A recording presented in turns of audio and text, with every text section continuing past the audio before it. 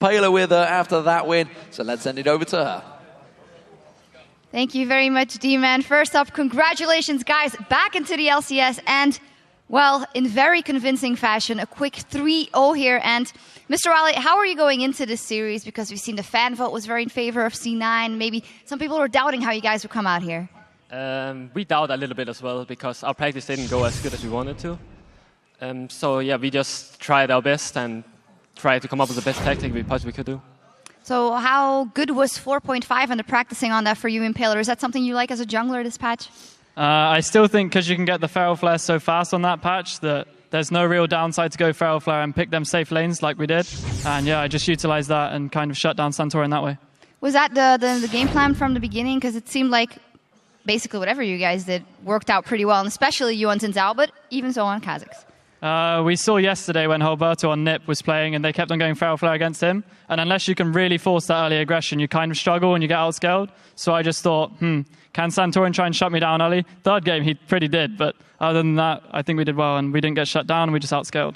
Yeah, you outscaled, and as a team, you guys performed phenomenally, actually. How are the nerves? A little birdie told me that you were especially quite nervous going into the series. Of course, people are always saying, how will Mr. Wale do? Does it get to you? It actually got to me a lot in the first game. I was very, very nervous. It's mostly because people expect me to actually play well. It's not that we were playing promotion match. It was just because of that.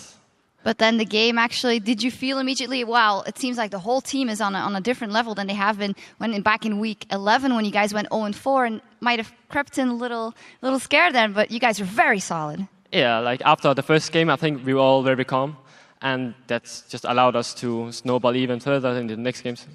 You say everyone was very calm, yet all the way upstairs in the cast room, we heard Mixa screaming at everything that was good. Is that always a positive thing that you get encouraged by what he's yelling, or sometimes are you like, oh my God, I just want to do this? Mixer's like a really emotionally attached player, so when he's really pumped, he shows it and he screams nice, louder than anyone can in the studio, I think. And yeah, it's just really good when you have him behind you when he's playing well. Yeah, absolutely. Maybe a little more about that, because we know he sometimes goes in very aggressive, but here he was also confident and actually made a lot of plays happen for you guys.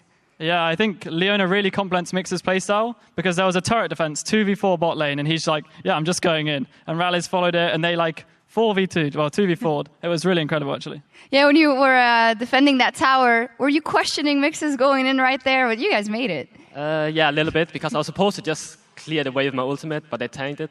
And I guess we should just back off, but immediately he just went in and face tanked 4 people. But yeah, it worked out. Yeah, it was actually very impressive from you guys. So taking a step back, you guys had that first split in the LCS. We all know that it was very fast for you guys coming in. Now you have an entire split. You can decently prepare. Impaler, what is the main thing you guys are going to work on going into the next split? We can still really improve our team play. Like, we're really strong 5 players, but to compete with the best teams, you have to rotate as a team. You have to understand what happens when, like, TF ult top. Someone has to be mid to cover it. Like, 20% turret damage can be the difference between losing that mid turret early and then losing dragon control. You've just got to know what everyone's thinking and react accordingly. Mr. Wale, what about you? I can assume you're pretty happy about your own performance in the last split, always doing good, even if the team sometimes wasn't doing that well. You guys worked together now, proved you can do it. Is there room for improvement on your personal play, you think? Yeah, I have a lot to improve. I need to be more confident, but I need to be at least more confident in team play. Because what I've improved on in the split was my individual play, because things wasn't really working for us. And in this split, I think I have to work a little bit more on the team. Yeah, absolutely showed that when you guys come together, it is a very, very good thing. And you guys quickly 3-0'd C9 here. Impaler, is there anything you want to say to the fans, the Supa Hot Crew fans who are sticking by you? Yeah, every Supa Hot Crew fan, I love you. And like a special shout out to my friends back at home as well. And yeah, always behind Supa Hot Crew. Got so many good fans. I love them. Awesome. Well, congratulations. We'll be seeing you guys in the summer split, of course. I'd also like to take the time to thank Dexter for his analysis here. After a break, we'll be joined by Expeckia for more insight. And after that, we're going to take a short break. But when we come back, it is time for the Copenhagen Wolves to fight Denial for the final spot in the summer split. Don't go anywhere.